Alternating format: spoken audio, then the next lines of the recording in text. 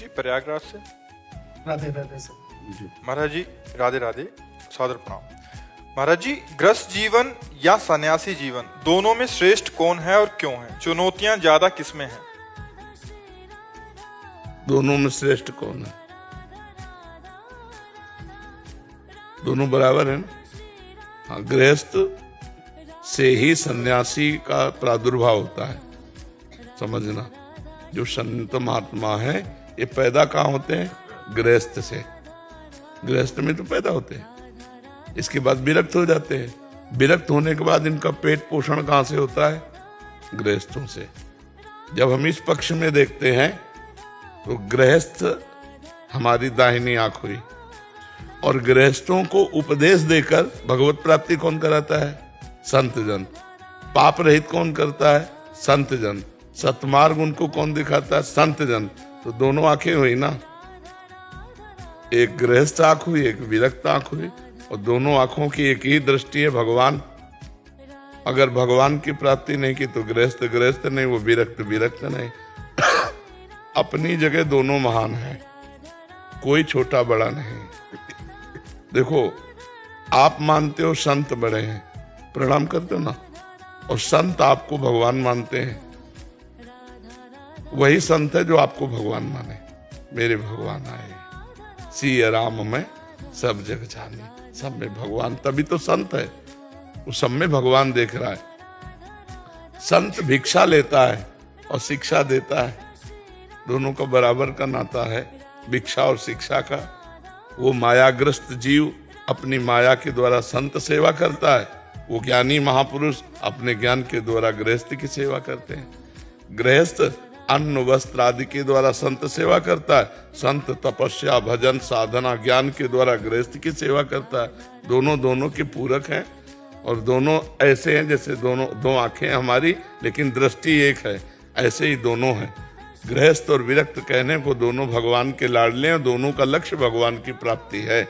अगर ऐसा है तो गृहस्थ धन और विरक्त धन, और नहीं तो आंख फूटी भी तो होती है, आंख फूटी भी होती है। अगर लक्ष्य भगवान नहीं तो फूटी है, वो अंधा है।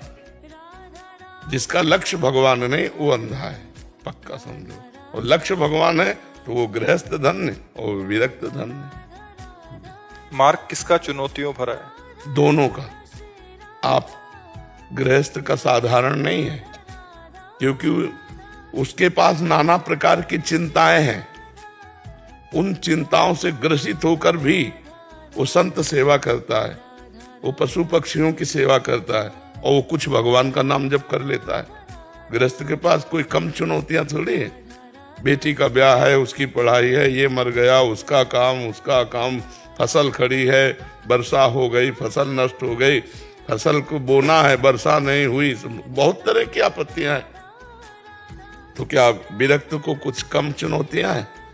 पूरे जीवन भर ब्रह्मचर्य से रहना, न किसी से प्यार, न किसी से अपनापन, न कोई मनोरंजन, पूरे जीवन भर वो अपने को जलाता हुआ भगवान के चरणों में, बराबर दोनों की चुनौतियां है।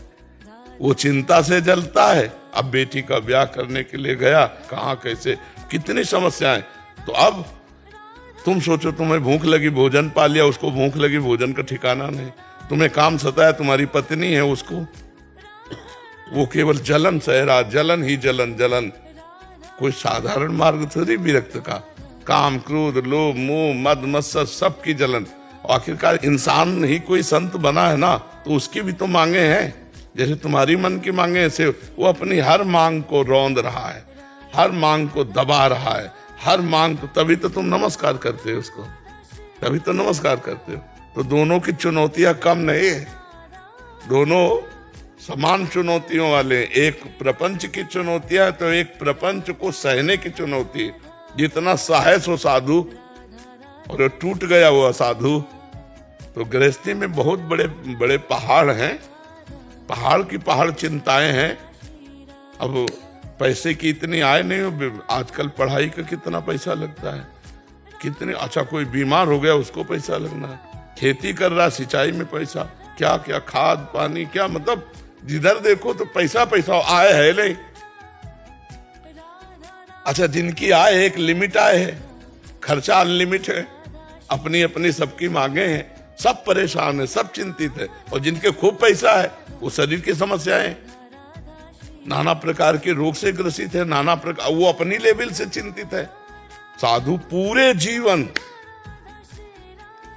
न माँ का प्यार, न पिता का प्यार, न पत्नी का प्यार, न पुत्र का प्यार, सबसे अलग जीवन। सोचो, तुम सोचो जरा, दिमाग से सोचो। ना मोबाइल देख सकते हो, न टीवी देख सकते हो, न फिल्म देख, टाकीज में, मतलब संसार के कोई मनोरंजन सुख है क्या, आप बताओ? है उबली दाल रोटी और जैसे काम चले, जो भी भगवान व्यवस्था कर दे। तो बता, समस्याएं दोनों में है। ऐसा न माने कि बाबा जी को बता, देखो बिगड़ेल बाबा जी बात अलग है। बिगड़ेल को मतलब मनमानी आचरण करे, खाए पे मौज मस्ती से केवल भेष, वो अलग चीज है। सच्चाई से अगर मार्ग में चला जाए तो खाने की धार है, तलवार की धार पे चलना है, हर समय जलना है, हर समय जलना है। महाराज जी, ये इतने कष्ट क्यों झेल रहा है और वो इतनी चुनौतियों क्यों झेल रहा है?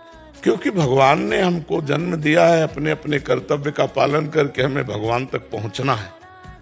अब जैसे आर्मी में जाना है तो इतनी दौड़, इतनी ऊंचाई, इतनी लंबाई, वो पूरा से पूरा सेट होना पड़ेगा, स्वस्थ होकर के फिर आपको जाना पड़ेगा। ऐसे परम पद भगवान की प्राप्ति करनी है तो ये सब करना पड़ेगा। तो वो गृहस्थ कैसे करे? नाम जप करते हुए अपने कर्तव्य का पालन करे, विरक्त नाम जप करते हुए अपने कर्तव्य का पालन करे। दोनों की अपनी अपनी पूजा है, भगवान अपनी अपनी पूजा से संतुष्ट हो जाएंगे। आपकी यही पूजा है, बच्चों को पढ़ाया लिखाया, नौकरी पेशा कमा के लाए और नाम जप कर रहे हैं। नाम जप नहीं किया तो फिर सब गड़बड़ हो जाएगा। पाप कर्म मत करो और नाम जप करो, तुम्हें वही गति प्राप्त होगी जो एक संत को प्राप्त होती है। पर कठिन है नाम जप करना, जरा सा काम करो भूल जाते हैं भगवान को, है नहीं? और बड़े बड़े काम है कि अगर उसमें एकाग्रता न करो तो काम ही नहीं होगा। अब एकाग्रता करो तो भगवान को भूल गए, यही चुनौती है। मामनुस्मर युद्ध च, भगवान कह रहे हैं मेरा स्मरण करते हुए युद्ध करो। तो भगवान का स्मरण करते हुए हम संसारिक कार्य करें तो भक्त ही हैं, और भगवान का स्मरण करते हम वैराग्य से चलें तो हम अपने सन्यासी हैं, हम विरक्त हैं। और दोनों का लक्ष्य है भगवान की प्राप्ति, दोनों को भगवान की प्राप्ति होगी यदि अपने अपने हिसाब से चला जाए तो।